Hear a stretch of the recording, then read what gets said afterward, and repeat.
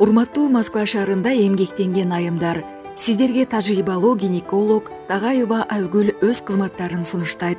Айымдар үчүн пайдалуу консультация, жыныстык жолдор менен жугуучу инфекциялык ооруларды дарылоо, тукумсуздукту дарылоо жана башка гинекологиялык кызматтар көрсөтүлөт. Биздин байланыш жана WhatsApp номер +7966 133 61 92. Тартынбай келе бериңиз. Ден соолук биринчи орунда. Дени сак аял, дени сак бала.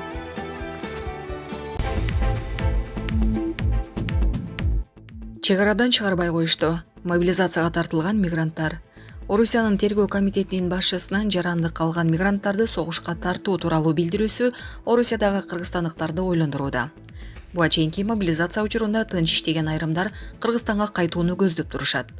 Мобилизация тизмесинде барсыз деп чек арадан чыгарбай койду. Москвада иштеп жүргөн кыргызстандык Бекболот Орусиянын жарандыгын көп жыл мурда алган. Ал жаңы жылда тенеси менен чогуу тосуу максатында декабрдын аягында Кыргызстанга келүүгө аракет кылып, бирок чек арадан чыгылган эмес. Жарандык алганыма көп жыл болду. Иштейм. Мобилизация жарыяланганында биринчи агымда чакырып, жарым сааттай аңгемелешүү болгон. Декабрдын аягында жаңы жылды кызым, ата-энем, туугандар менен тосуп келейин деп Кыргызстанга бараткан машинага отуруп жөнөгөм. Ошону сезгендей, самолетко билет албай, чогуу айдашып кетем деп тааныштарымдын машинасына отурдум эле. Казакстан менен чек арага жеткенде ал жерден өткөрбөй коюшту. Орус чек-арачылары сылык гана сиз мобилизациялык тизмеде экенсиз, мыйзам деген бар кайтыңыз. 12 февралга чейин чет жакка чыга албайсыз деп түшүндүрүштү. 20 декабрда Москвадан чыктык эле. 22-синде кайра кайтып келдим.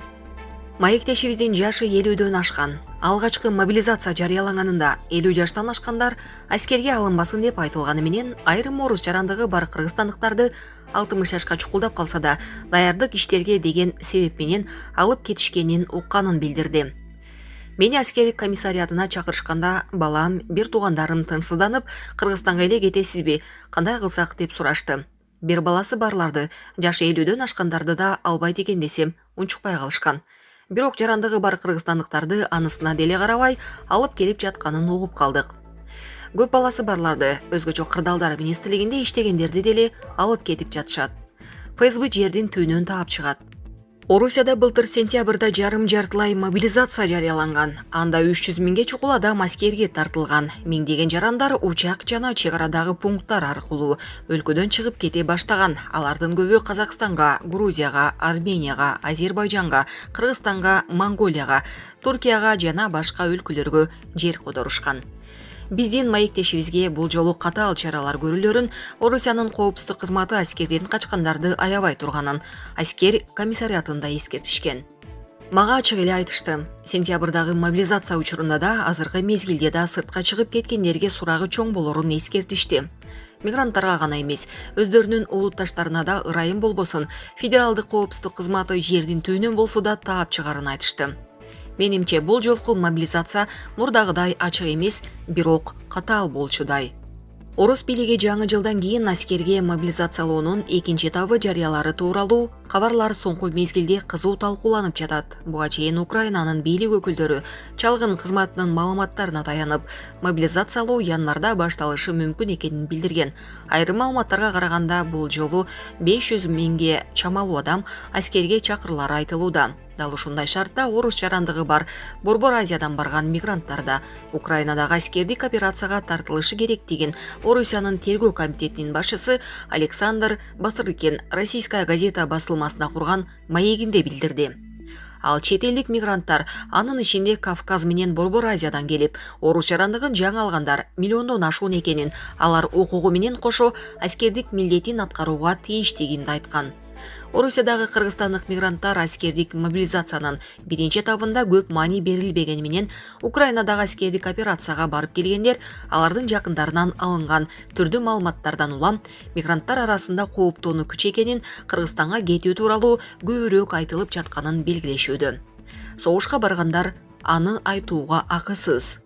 Москвадагы кыргызстандык коомдук уюмдардын бирине аты жөнүн айткысы келбеген жарандын туугандары кайрылышкан. Алар иниси Украинадагы согуштан жарадар болуп кайтып келгенин, Москванын айланасындагы аймактардын бириндеги ооруканада дарыланып жатканын, бирок бул тууралуу туугандарына эч кандай маалымат берилбегенин айтып, нааразы болушкан. Украинага баргандардан эч жака эч кимге маалымат бербейм деген тилкат алынат экен. Бул Жалалабадтык жигиттин туугандары да анын каерде кантип жараат алганын билишпейт экен. Ал болгону жарадар болуп, ооруканага жатып калганын эле эптеп жакындарына билдириптир. Барса киргизбей, силерге андай маалыматты ким берди деп Кыргызстанга чейин чалып сурашыптыр. Ошондон улам баарыбыз эле бирөөгө бирдеме дештен чочуркап турабыз. Туугандарынан бала кантип калды, акыбалы жакшыбы деп сурасак, жооп бергенден качып атышат, деди атын атагысы келбеген мигрант. Кыргызстандын улуттук статистика комитетинин 2022 жылдагы расмий маалыматына ылайык, Орусияда миллиондон ашуун кыргызстандык эмгек мигранты бар. Бейрасмий эсепте орус паспортун алган кыргыздардын саны 500 миңге чамалайт. Азырынча орус жарандыгын алган канча кыргызстандык Украинадагы согушка мобилизацияланганы тууралуу так маалымат жок. Орус жарандыгын алган кыргызстандыктардын бири Чыңгыз Жамбилов аскерге чакыруу келсе, барбаска айла жоктугун айтты. Согуш албетте жаман. Мен коркпосом да жакындарым коркот, чочулайт. Үй бүлөм, ата-энем кабатыр болуп жатат. Алып кетип калса кандай болот дешет. Бирок жарандык алып, жаран болгондон кийин милдеттерибизди аткарууга тийишпиз. Нанын жеп, суусун ичкен соң каршылык жок. Орусия Украинадагы операцияга катышууга алгачкы мобилизация жарыялардын алдында былтыр август айында Кыргызстандын тышкы иштер министрлиги чет өлкөлөрдөгү кыргыз элчилерине, айрыкча Орусиядагы элчиликке диаспоралар менен иштөөнү күчөтүүнү тапшырган. Элчилик Кыргызстандын жарандарына башка бир өлкөнүн кызыкчылыгы үчүн согушууга катышуу мыйзам жоопкерчилигинде караларын эскерткен. Ал эми Орусия жарандыгын алган кыргызстандык мигранттар үчүн элчилик жооп бере албасын билдирип келет. Орусия Украинага былтыр 24 февралда кол салган. Москванын расмий маалыматтарында согуш башталгандан бери Орусия 6 миңге жетпеген аскерден ажыраганы айтылып келет. Ал эми дүйнөлүк эксперттер орус армиясынын жоготуусу 100 миңге чамалап барарын билдиришүүдө. Булак Азаттык.